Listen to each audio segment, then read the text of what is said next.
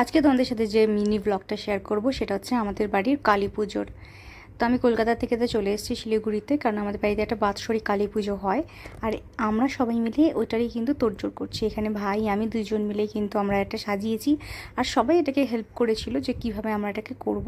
এই ফুলগুলো আমরা কিনে এনেছিলাম মার্কেট থেকে, এবং এগুলোর মধ্যে কাঠি দিয়ে তারপর ওটাকে আমরা শোলার মধ্যে দিয়ে ডেকোরেট করেছিলাম। তো পুরোটাই তোমাদেরকে দেখাবো যে পুরোটা সাজানোর পরে কতটা সুন্দর লাগছিল। তো এখানে আমরা একটা একটা করে ফুলের মধ্যে কাঠিগুলো লাগিয়ে নিচ্ছি, যাতে শোলার মধ্যে লাগাতে ইজি হয়। আর এখানে এইগুলো নিয়ে এসেছিলাম, এগুলো এখন নতুন খুব চলছে, সুন্দর। আর ঝুলিয়ে দিলে দেখো কি দারুণটাই না লাগে। ছোটো পিসি এই জায়গাটা পরিষ্কার করে দিয়েছে। সেখানে আমরা ঠাকুর নিতে এসেছি এখন। চলো তোমাদেরকে যে মাকে দেখাবো।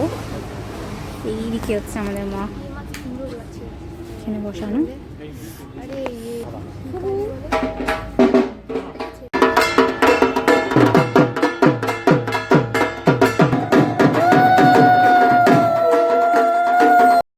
তো এখানে এখন চলবে একে একে বরণের পর্ব।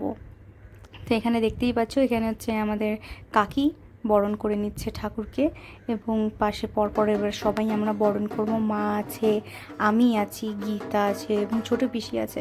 তো সবাই মিলেই আমরা এখানে বরণটা করব।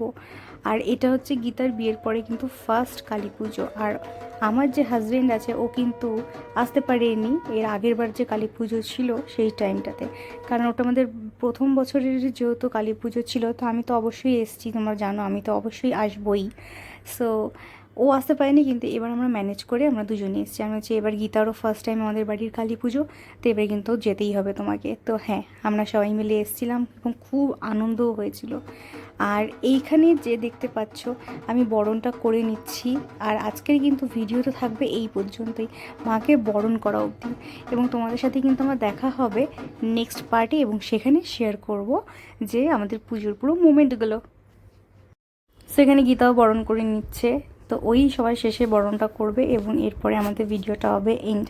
ছোটো ছোটো মিনি ব্লগগুলো যদি তোমাদের ভালো লেগে থাকে তাহলে কিন্তু অবশ্যই সাবস্ক্রাইব করে দিও।